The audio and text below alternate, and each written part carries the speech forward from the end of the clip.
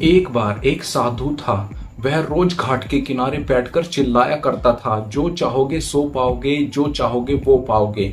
बहुत से लोग वहां से गुजरते थे, पर कोई भी उसकी बात पर ध्यान नहीं देता था और सब उसे पागल आदमी समझते थे। एक दिन एक लड़का वहां से गुजर रहा था और उसने उस साधु की आवाज सुनी, जो चाहोगे सो पाओगे, जो चाहोगे वो पाओगे। और आवाज सुनते ही वो उसके पास चला गया। उसने साधु से पूछा, महाराज, आप बोल रहे थे कि जो चाहोगे सो पाओगे, जो चाहोगे वो पाओगे, तो क्या आप मुझको वो दे सकते हो जो मैं चाहता हूं?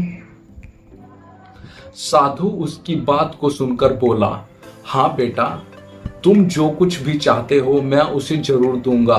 बस तुम्हें मेरी बात माननी होगी, लेकिन पहले ये तो बताओ कि तुम्हें आखिर चाहिए क्या?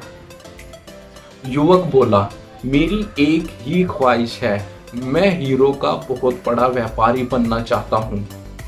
साधु बोला, कोई बात नहीं, मैं तुम्हें एक हीरा और एक मोती देता हूँ। उससे तुम जितने भी हीरे मोती बनाना चाहोगे बना पाओगे। और ऐसा कहते हुए साधु ने अपना हाथ आदमी की हथेली पर रखते हुए कहा, पुत्र, मैं तुम्हें दुनिया का सबसे अनमोल हीरा दे रहा हूँ। लोग इसे समय कहते हैं। इसे तेजी से अपनी मुट्ठी में पकड़ लो और इसे कभी मत गंवाना। तुम इससे जितने चाहो उतने हीरे बना सकते हो। युवक अभी कुछ सोच ही रहा था कि साधु ने उसकी दूसरी हथेली पकड़ते हुए बोला, पुत्र, इसे पकड़ो, यह दुनिया का सबसे कीमती मोती है। लोग इसे धैर्य कहते हैं। जब कभी समय देने के बावजूद परिणाम ना मिले तो इस कीमती मोती को धारण कर लेना। याद रखना, जिसके पास यह मोती है वह दुनिया में कुछ भी प्राप्त कर सकता है। युवक गंभीरता से साधु की बात पर विचार करता है और निश्चय करता है कि आज से वह कभी अपना समय बर्बाद नहीं करेगा और हमेशा धैर्य से काम लेगा।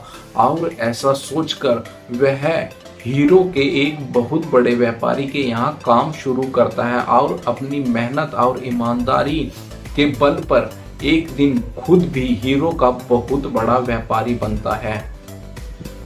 तो समय और धैर्य वह दो हीरे मोती है जिनके बल पर हम बड़े से बड़ा लक्ष्य प्राप्त कर सकते हैं। अतः जरूरी है कि हम अपने कीमती समय को बर्बाद ना करें और अपनी मंजिल तक पहुंचने के लिए धैर्य से काम लें।